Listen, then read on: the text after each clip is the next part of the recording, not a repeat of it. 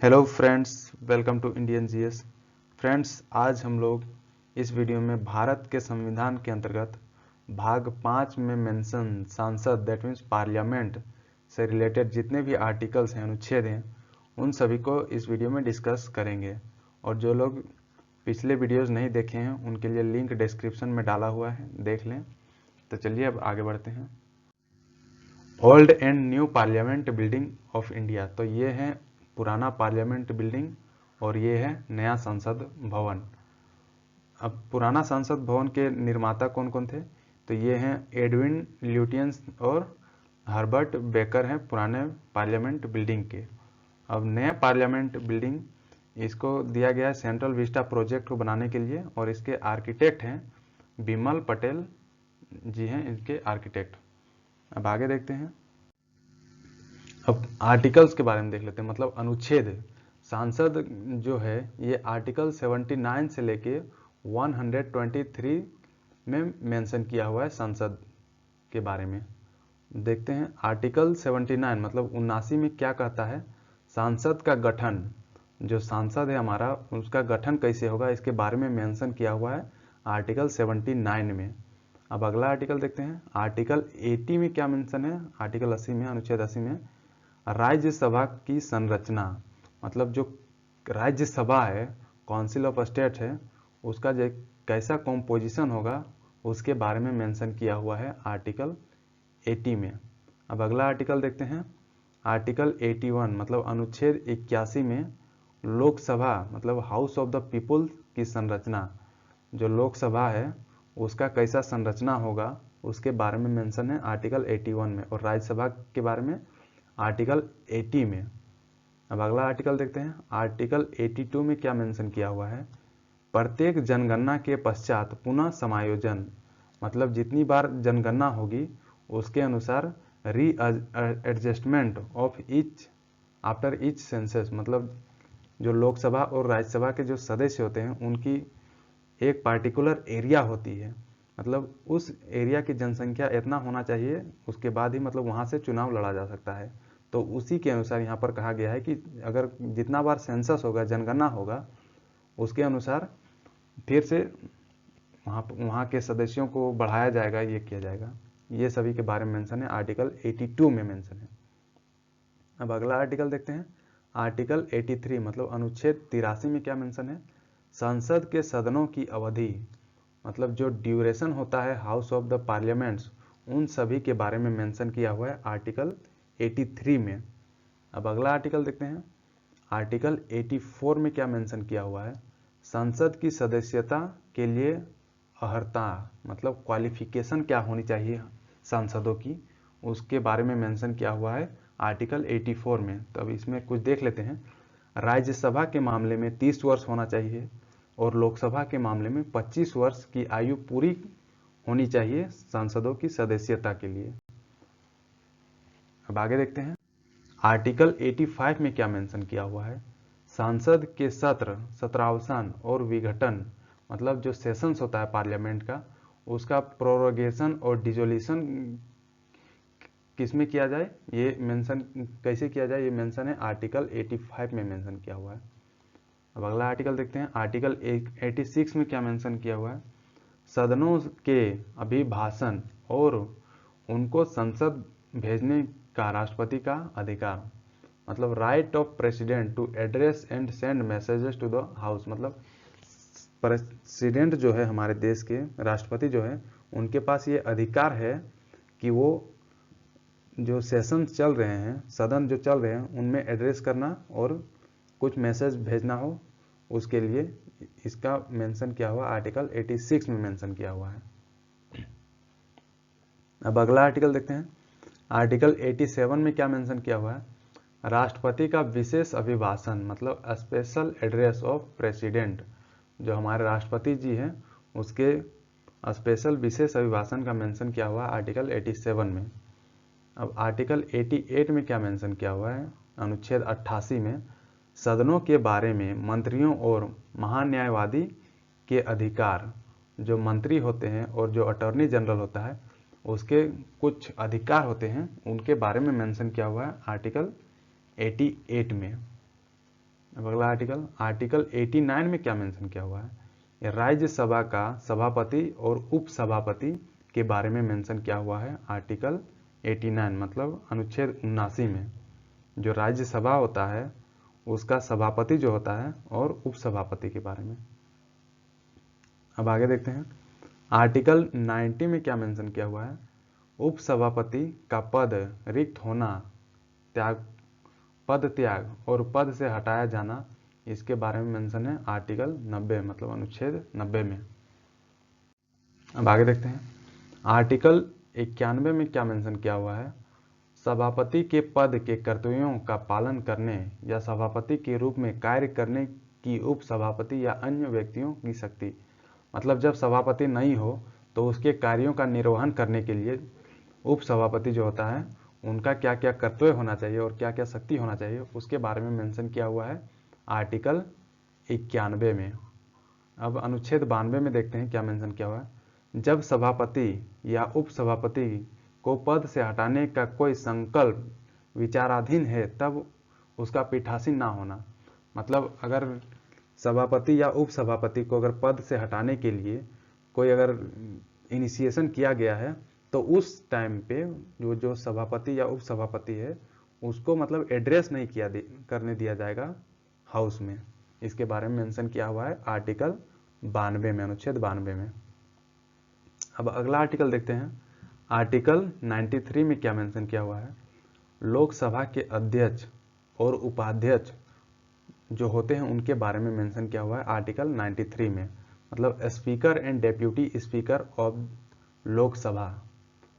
अब अगला article, article 94 में अध्यक्ष और उपाध्यक्ष का पद रिक्त होना, पद त्याग और पद से हटाया जाना, इसके बारे में मेंशन किया हुआ आर्टिकल 94 में।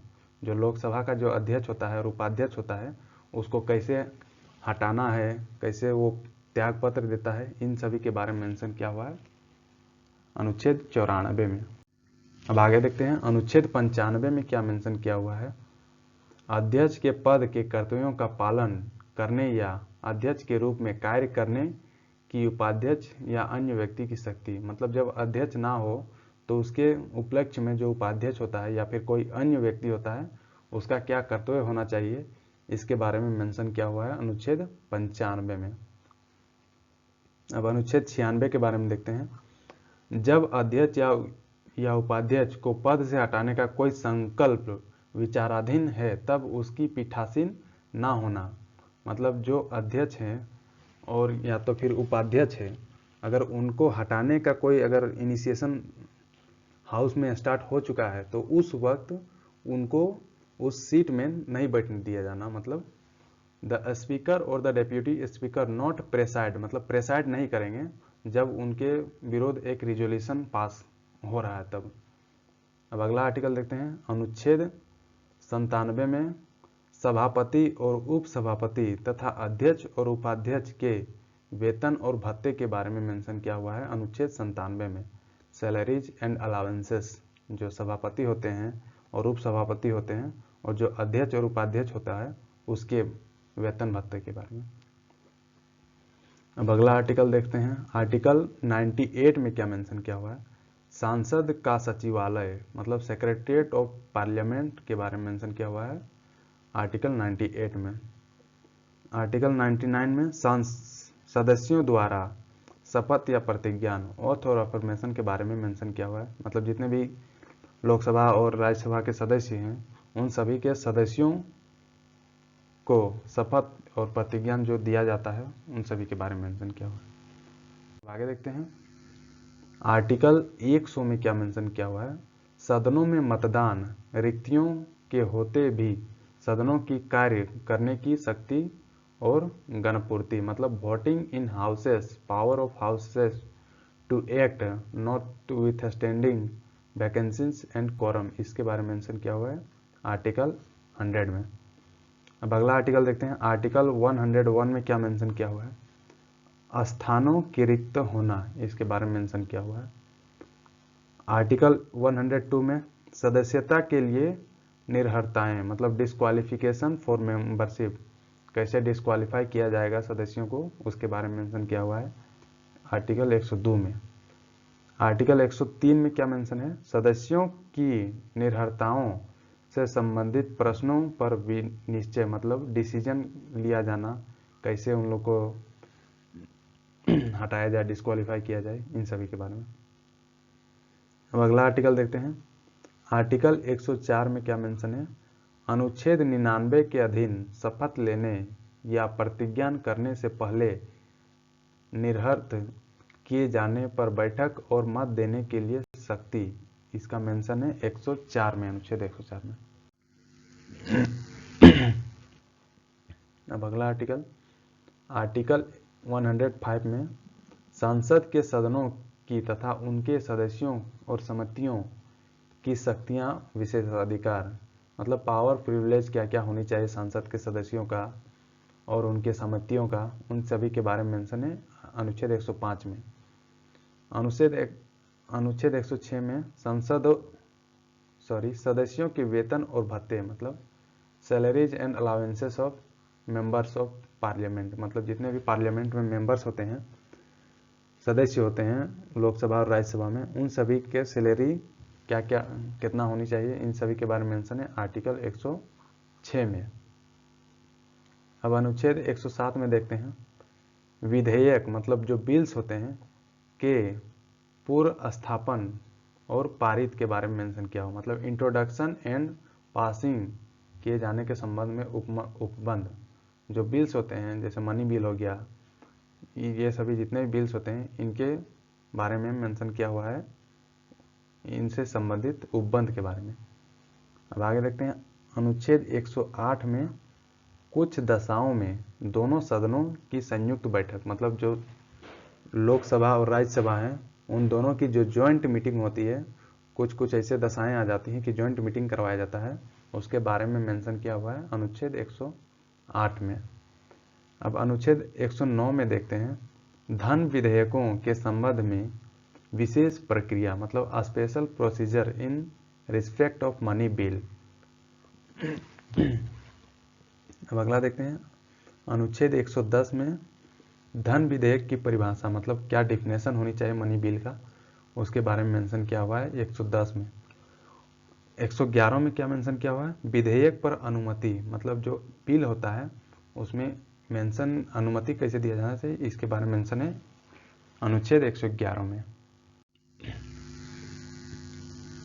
अब अनुच्छेद 112 को देखते हैं, वार्षिक वित्तीय विवरण जो एनुअल फाइनेंशियल स्टेटमेंट होता है मतलब बजट जिसको कहा जाता है, उसका मेंशन है अनुच्छेद 112 में मेंशन किया हुआ बजट के बारे में।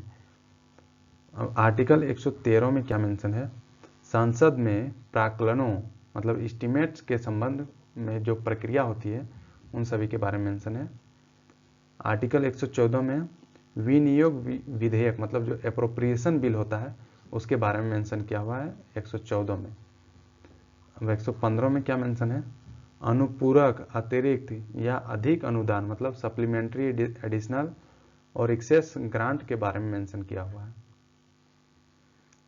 अब अनुच्छेद 116 में लेखानुदान, प्रत्यायनुदान और अववादनुदान मतलब votes on account, votes of credit and exceptional grant के बारे में मेंशन किया हुआ है अनुच्छेद 116 में।